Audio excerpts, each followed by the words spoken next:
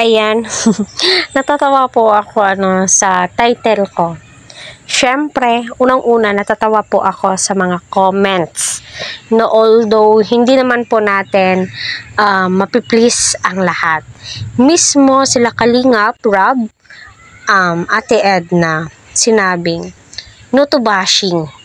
Yes, iwasan po natin mang-bash, mag-content ng ikakasira ng isang tao. So, palagi kong pinaalalahanan lahat ay good vibes lang, positive comments patungkol mga advices, yung mga sinasabi ko po dito.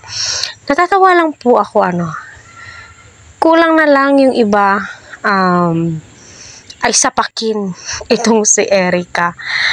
Kulang na lang kapag andun, malapit siguro si Erica sa kanila, kulang na lang ay ilang paso,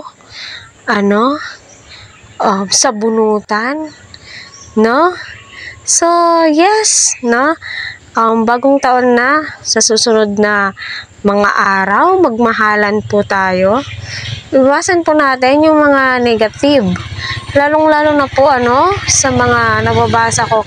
Although, hindi naman po senior citizen ang ilan. Yung mga nagko-comment po dito is mga lola, lolo, aunties. Kagaya ng sinabi ko, di po natin mapiplease ang ilan na gugustuhin po tayo.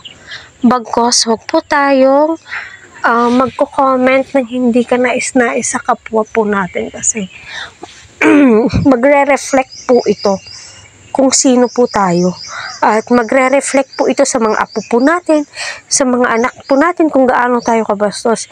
Sila Kalingap Rab nga, wala kang maririnig na hindi ka nais-nais, no? So andun lang po tayo sa puntong walang utang na loob. Yes, alam po natin yun, no? At hindi po nila nire-respeto ang Kalingap, pero no, yung para sa akin, nangingibabaw pa rin po kasi yung paghanga ko sa kanya. Although hindi naman po yung paghanga na mabait siya, maganda siya, o matalino siya, pero hindi niya po ginamit yung katalinuhan niya, no, na i-keep, no? So mas mainam na yun na hindi pa napabahayan, umalis na, no, para iisa lang yung sumbat, no, para sa akin. Although humahanga pa rin po ako sa kanya, pero hindi po yung totally na ganun po talaga.